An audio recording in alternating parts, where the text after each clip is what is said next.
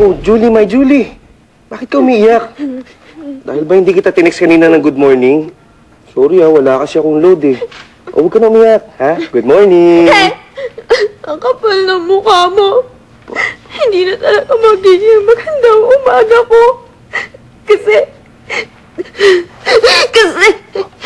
wala na yung love of my life. Patay na si Heath Ledger. Ha? Patay na si Heath Ledger? Ang tagal na nun ah.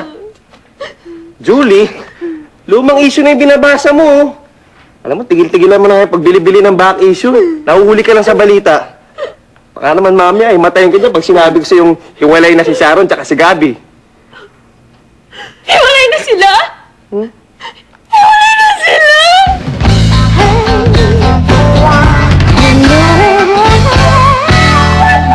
Yan ah. Kinuha kita sa mailroom ng bagong showbiz magazine para naman maging updated ka sa chismis. Tingnan mo yan. Wow. Si LJ daw may bago ng pelikula. Ay! Ate Shawi naiyak sa pagbabalik ni Gabby. Ay, naku! Kahit ako maiiyak naman kung ganyan naman ka-cute ang ex ko. Mahirap mag-move on. Bakit? Gwapo rin naman si Kiko ah. Tsaka hindi ako masyado nakagupuhan kay Gabby. Masyado siyang maputi. Alam mo ba kung sino sa mga local actors na talagang pinaka-may ang ma-appeal sa akin? Eh, sino? Si Vic Soto! Oh! Iba talaga ang dating ni Bossing, di ba? Funny pero antipatiko. Yung ganong mix, you're not cute! Successful! Confident ako. Ay, sir. Ay. Tapos, Ano ba, Vince? Ang aga-aga mo kang Biyernes Santo ka. Tigil-tigilan mo yan. Na-apekto ng mood ko, ha? Sorry, Boss Rick ha. Kasi si Julie, napag-usapan lang si Vic Soto.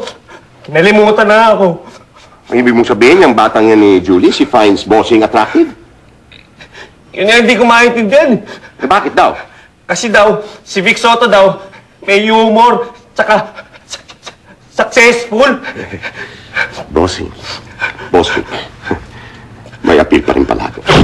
Hi, Julie. hi, Boss Rick. Ay, sorry po ako. Pipit lang po. That's okay. Mature and successful men like me understand young women like you. You need your coffee break. Wow, understanding po pala kayo, Boss Rick. Yes. And I also like to laugh and to make other people laugh.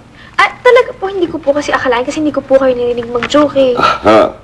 You want to hear a joke? Sige po. Saan nagda-date ang mga baka? Saan nagdadate ang baka? Saan po? Sa movie house. Bakit hindi natawa si Julie? Binigay ko naman yung joke na ala Vic Soto. Eh, Bossing, bitin yung punchline nyo. May kulang. Ano kulang? Boss Rick, para magtatak Vic Soto yung joke nyo, lagyan nyo nito. Ganon?